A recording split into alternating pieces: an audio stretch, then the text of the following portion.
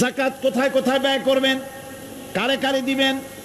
আল্লাহ রাব্বুল আলামিন বলেন, ইন্নামাস সাদাকাতু লিল ফুকারাই ওয়াল মাসাকিন ওয়াল আমিলিনা আলাইহা ওয়াল মুআল্লাফাতি কুলুবুহুম ওয়া ফির রিকাব والغارمين وفي سبيل الله وابن السبيل فريضة من الله والله عليم حكيم। সূরা তাওবার মধ্যে আল্লাহ পাক যাকাত কোথায় কোথায় দিবেন খাতগুলি আল্লাহ বলে দিচ্ছেন। কোন আলহামদুলিল্লাহ। যেখানে সেখানে যাকাত দেওয়া যাবে না। যাকাতের জন্য খাত হচ্ছে 8টা। যাকাতের জন্য খাত কয়টা? 8টা। 8টি খাতে আপনার যাকাতের টাকা আপনি ব্যবহার করবেন, ব্যয় করবেন। প্রথম দিবেন ফকিরদেরকে। প্রথম দিবেন কাদেরকে? ফকির। ফকির কারা? ফকির হচ্ছে নিজের জীবন জীবিকায় অন্যের মুখাপেক্ষী। তারপরে শিশু, এতিম, বিধবা, জীবন চালানো খুবই কষ্টকর, অভাবগ্রস্ত লোক, এরা হচ্ছে ফকির। আর মিসকিন হচ্ছে যারা নিজেদের প্রয়োজন উপযোগী অর্থ উপার্জন করার সামর্থ্য নাই, আর মানুষের কাছে আত্মমর্যাদার কারণে হাত পাততেও পারে না। এক কথায় এক গরিব ভদ্রলোক। আল্লাহ কোরআন শরীফ বলেছেন যে এদের চেহারা দেখে বুঝো জ্বর পেটে খাবার নাই, অথবা সে অসুবিধায় আছে, চেহারা দেখে বুঝে তাকে সাহায্য করো। সে এমন শরীফ মানুষ আছে না আমাদের সমাজে? লোক এরকম আছে না? আছে কিনা?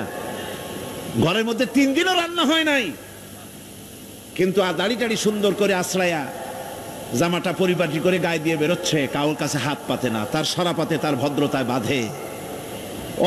ওনার সরাপথে বেঁধেছে, উনি চাবেন না কারো কাছে, কিন্তু উনাকে যিনি সৃষ্টি করেছেন সে আল্লাহ রাব্বুল আলামিন শোনায় দিচ্ছেন, বান্দারা আমার ওই গরিব ভদ্রলোককে খাবার দাও। ওরা হচ্ছে মিসকিন। এরপরে আমিলিন, 3 নম্বরে আমিলিন, অর্থাৎ যারা যাকাত সরকারিভাবে যাকাত যারা আদায় করে, সেই আদায়কারীদেরকে এই যাকাতের টাকা দিয়ে তাদের সম্মানী দিতে বলা হয়েছে। ইসলামী গভর্নমেন্ট আসলে যাকাত তো আর আপনার খুশি মতো থাকবে না, যাকাত দিতে আপনি বাধ্য হবেন। যাকাত দিতে আপনি বাধ্য হবেন। যাকাত আদায় করবে গভর্নমেন্ট। কে আদায় করবে? গভর্নমেন্ট আদায় করবে, আর গভর্নমেন্ট ডিস্ট্রিবিউট করবে। ওয়াল মুআল্লাফাতিল কুলুব, মনতুষ্টির জন্য, যাদের মন জয় করতে হবে এই ধরনের লোকদেরকে। ওয়ার রিকাব, আর গলদেশের মুক্তিদানের জন্য। ওয়াল গারিমিন, আর ঋণগ্রস্ত ব্যক্তি, তাও আবার এমন পর্যায়ের যে ঋণ পরিশোধ করতে গেলে যদি তার এমন অবস্থা হয় যে তার কাছে যাকাত দেওয়ার মতো টাকা থাকে না, এরকমের অবস্থা যদি হয় তাহলে যাকাতের টাকা দিয়ে তার ঋণ পরিশোধ করে দেওয়া যেতে পারে। ফি সাবিলিল্লাহ। এরপরে হচ্ছে জিহাদের রাস্তায়।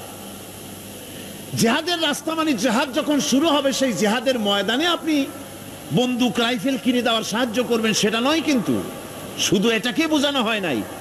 ফি সাবিলিল্লাহ বলতে বোঝানো হয়েছে আল্লাহর রাস্তায় সংগ্রামরত সব ব্যাপারে আপনি সাহায্য করবেন, ইসলামী আন্দোলনের জন্য করবেন।